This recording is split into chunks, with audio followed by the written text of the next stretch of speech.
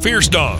Ukrainian drone strike on the heart of Russia's defense industry, June 9th, 2025 at 7 a.m. Exactly 7 in the morning. The wail of air raid sirens and the explosion that followed shattered the Russian city of Cheboksary, ripping through the familiar silence of a Sunday morning. For a moment, many thought they dreamt it, but the second and then the third strike erased all doubt.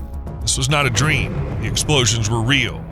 Some residents saw dark shapes in the pale dawn sky moving toward the place that's the industrial heart of the town and the workplace for roughly half the population, the Veneer Progress Plan.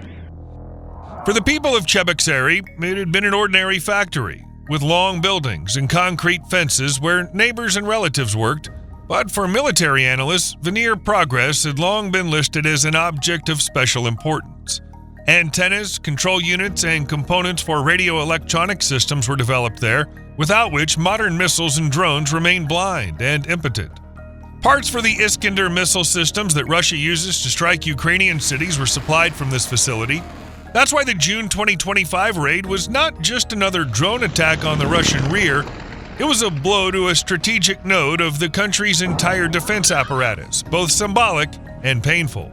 Before the eyes of an industrial city, the illusion of invulnerability, behind which the Russian authorities had long hidden, went up in flames. AN-196 Ludi long-range Ukrainian drones flew in the morning sky over Cheboksary.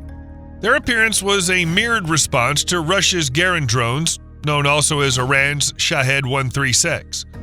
Moscow had been terrorizing Ukrainian cities for months with waves of cheap unmanned aircraft, and in Kyiv they decided it was time to produce their own asymmetric weapon. Thus came the Ludi, a name that already carries malice and resolve. In design, the Ludi is similar to the Shahed, a composite airframe, a wingspan of about 3 meters, and a speed of roughly 90 to 125 miles per hour, 150 to 200 kilometers an hour. It's slower than any fighter, but that's its strength. At low altitude and with low radar signatures, such aircraft are nearly invisible to many radar systems. A warhead weighing about 90 pounds, about 40 kilograms, makes it a formidable threat to warehouses, substations, and factories. The Ludi's chief advantage is cost. One drone costs Ukraine dozens of times less than an air defense missile fired at it. Mass production turns them into a weapon of attrition that can strain even powerful air defense systems under the pressure of a swarm. Now rewind a few hours and move hundreds of kilometers away from Cheboksary to the outskirts of the Ukrainian city of Sumy. It's 1 a.m. local time. From a camouflaged position, its engine quietly whirring, the first AN-196 Ludi rose into the sky. 20 seconds later, the second took off, then a third, then a fourth. Simultaneously, from 3 other launch sites disguised among tree lines and outbuildings, more Ludi took off, wave after wave. That's how the largest operation in Ukraine's history employing heavy strike drones began. But the enemy was not asleep either. Russian early warning radars detected the mass takeoff, and soon Iskander missiles were fired at the coordinates of the launch sites. Each carried a warhead weighing about 1,100 pounds, roughly 500 kilograms. There were no more than 10 minutes left before the strike. Ukrainian operators hurriedly launched the final aircraft. When the first explosions ripped the ground, a small number of drones were still on the field, but the main swarms had already set course and avoided destruction. Their flight pushed the machines to the limits of their capabilities. From Sumy to Cheboksary is nearly 1,000 kilometers, about 620 miles. For the Ludi, that meant 5 to 6 hours of flight at maximum range, carrying a warhead of about 90 pounds, roughly 40 kilograms, and with no margin for error. Even a modest headwind could have doomed the mission. There was historical symbolism in this, much like the Doolittle Raiders once launched a risky long-range retaliatory raid on Tokyo after Pearl Harbor. These Ukrainian drones set off on a mission of retribution. The AN-196 Ludi flew toward Cheboksary for 6 hours, squeezing every last ounce of performance from their engines. It was a challenge, and it was accepted. Hundreds of aircraft resembling long-winged predatory birds streamed eastward, leaving faint contrails in the cold morning air. For the operators, this was the culmination of months of preparation. For the Russian military, it was the beginning of a nightmare they had yet to fully grasp. With each passing minute, that nightmare drew closer. By 1:20 a.m., the northern group of 95 drones crossed the border near Sudza and took a bypass route to avoid the S-400 systems covering Kursk. Russian radars tried to pick them up, but the Ludi's carbon fiber airframe reflected returns like a large bird. Air defense systems confused the drones with clutter. The drones flew low, trying to hug the terrain and use the relief as cover. Sometimes they had to cross power lines. Cameras recorded pylons, and the aircraft would fly over them at a few meters, as if skimming an invisible horizon line. Air defense crews fired several missiles at phantom targets, but without success. By 1:30 a.m., the northern swarm had cleared the engagement zone, losing only 12 aircraft to navigational failures. At 1:40 a.m., the southern group of 85 drones entered the area of heavy electronic warfare. The Russians had created a GPS jamming bubble about 200 kilometers in radius, roughly 125 miles. For ordinary drones, this would have been a lethal barrier, but the Ukrainian Skynote S system automatically switched to visual navigation. Cameras identified the M4 highway and matched the road's bends to maps. Like following breadcrumbs, the swarm passed through the electronic desert. Losses were minimal, just 8 machines, and even those due to mechanical launch problems. In the east, 4 Russian helicopters waited to intercept, attack Mi-28s and utility Mi-8s fitted with guns and automatic cannons to fight low-flying targets. Crews descended almost to treetop level, risking rotor strikes on transmission towers, and tried to lock onto the slow-moving Ludi. A few hits were scored. Tracer streams cut into 15 drones and sent them crashing. The ammunition expenditure was huge. Dozens of belts and drums burned for each successful interception. The economics of combat were again not in Russia's favor. Hundreds of rounds and risky flights to destroy aircraft that cost a fraction of the interceptor's expense. Still, the eastern swarm of 65 machines continued on course. A diversionary role was played by a sacrificial group of 80 older drones. They climbed to 5 kilometers, about 3.1 miles, and activated radar enhancement devices, appearing on radar screens as simulated cruise missiles. The Russians threw everything they had at the decoys, helicopters from nearby airfields and more than 100 surface-to-air missiles. All 80 decoys were destroyed, but the main swarms slipped through unnoticed. By dawn, the 3 main drone groups, northern, southern, and eastern, were closing in.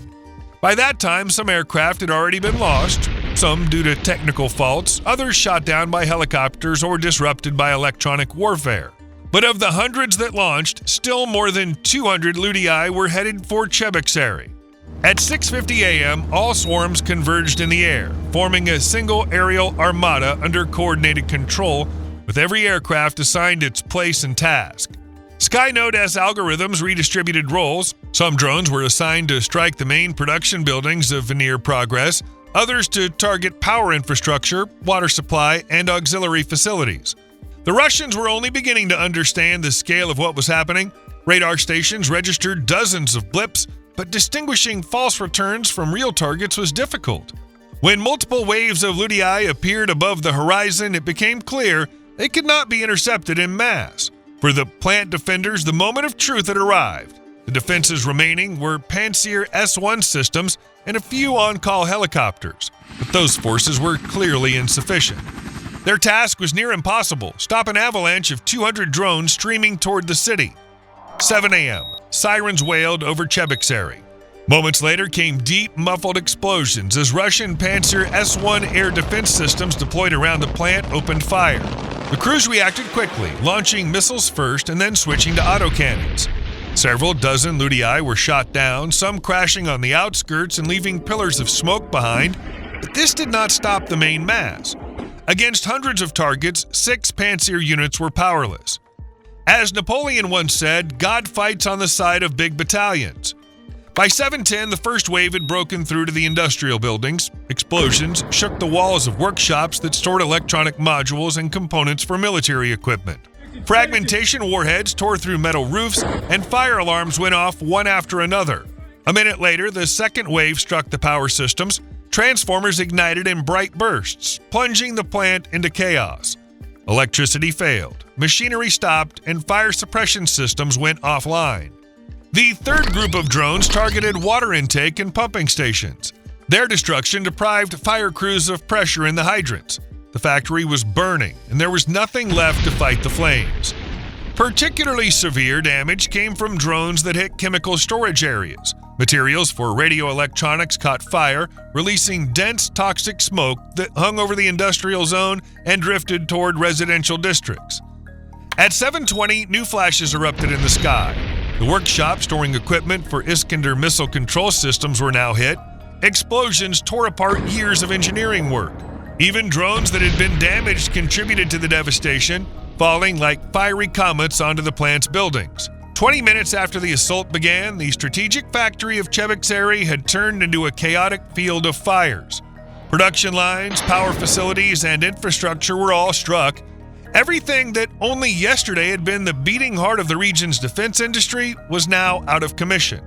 The June 9, 2025 attack was more than just a drone raid on a single plant. It was a strike at the myth of Russia's invulnerable rear. Cheboksary is not a border city like Belgorod or Kursk, which drones had reached before. It lies nearly 1,000 kilometers, about 620 miles from the front line. In a place that had seemed safe only the day before, explosions suddenly roared. The cost of the operation was low by military standards, several hundred Ludi drones, with a total price tag in the tens of millions of dollars. But Russia's losses were measured not in money, but in lost capabilities. The Veneer Progress plant produced components for guidance and electronic warfare systems and parts for missile complexes. Its shutdown disrupted delivery schedules, broke production chains, and most importantly, undermined the belief that the rear was secure. For the city's residents, the day was a shock.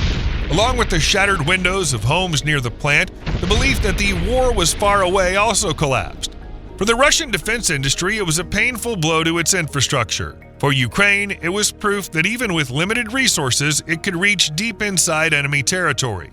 On June 9, 2025, fires flared in Cheboksary, but along with them, a new symbol was ignited, a symbol of an era in which, under the swarming threat of drones, no strategic site, no matter how well protected, can ever again feel safe. Thank you for watching. We'll be glad for your like, comment, and subscription to our channel. See you soon in our next videos.